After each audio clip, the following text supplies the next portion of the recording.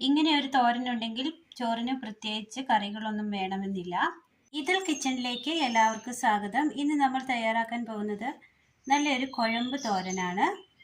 അതിനായി സബോള പൊടിയായി അരിഞ്ഞത്, പയറ് ചെറുതായി അരിഞ്ഞത്, തേങ്ങ തിരുമിയത്, പച്ചക്കായ പൊടിയായി അരിഞ്ഞത്.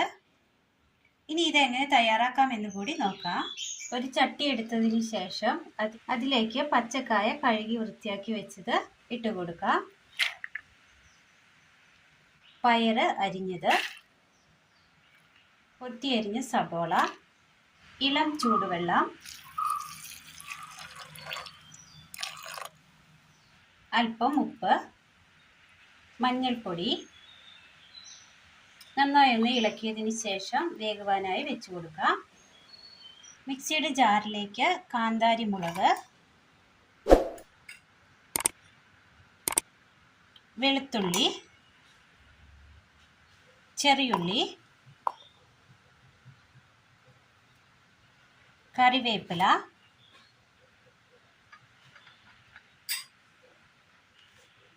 തേങ്ങ തിരുമിയത്, ചെറുതായി ഒന്ന് ചതച്ചെടുക്കാം.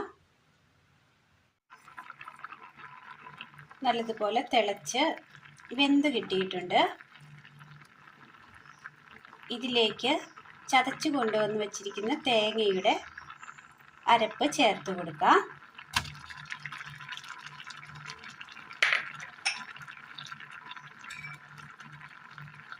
തേങ്ങ അല്പം കൂടുതലുണ്ടെങ്കിലും കുഴപ്പമില്ല, ടേസ്റ്റ് കൂടുതലായിരിക്കും. അപ്പോൾ തേങ്ങ ഇടുന്നതനുസരിച്ച് അതിന് ടേസ്റ്റ് കൂടും.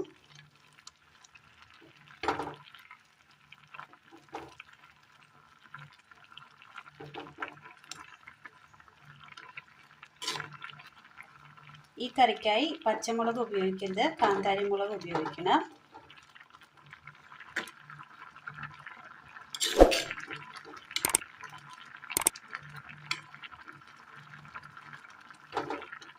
ഇനി ഇത് നന്നായി ഒന്ന് തിളയ്ക്കണം.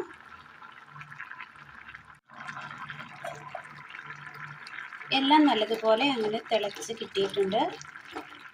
അരപ്പൊക്കെ വെന്ത് കിട്ടിയിട്ടുണ്ട്.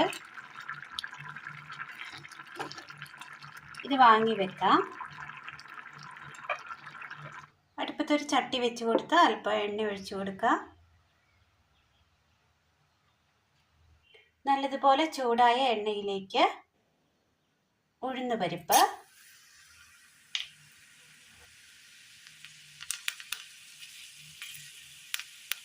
കടുക്,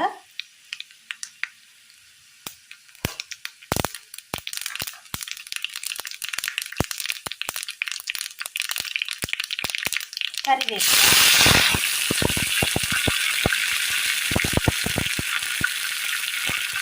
നല്ല ജീരകം,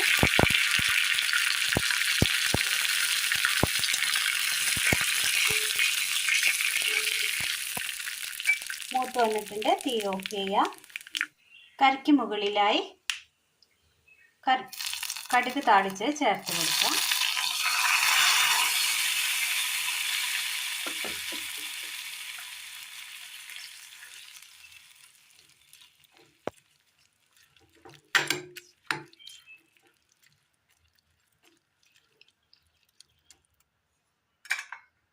കടുക് താളിച്ചതിന് ശേഷം നന്നായി ഒന്ന് തിളയ്ക്കുവാനായി വെച്ച് കൊടുക്കാം. ഒരുപാട് വെള്ളം വറ്റിപ്പോകരുത്, അല്പം ലൂസിൽ തന്നെ എടുക്കണം.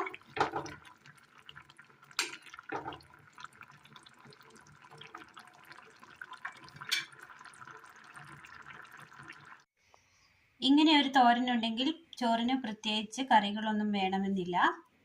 ഇത് ചോറിൽ കുഴച്ച് കഴിക്കാവുന്നതുമാണ്. വളരെ സിമ്പിളായി പെട്ടെന്ന് തയ്യാറാക്കിയെടുക്കാൻ പറ്റിയ കുഴമ്പ് തോരനാണ് നമ്മൾ ഇന്ന് തയ്യാറാക്കിയത്. അപ്പോൾ ഇന്നത്തെ വീഡിയോ എല്ലാവർക്കും ഇഷ്ടമായി എന്ന് വിചാരിക്കുന്നു. ഇഷ്ടമായാൽ ലൈക്ക് ചെയ്യാനും ഷെയർ ചെയ്യാനും സബ്സ്ക്രൈബ് ചെയ്യാനും മറക്കരുത്. താങ്ക്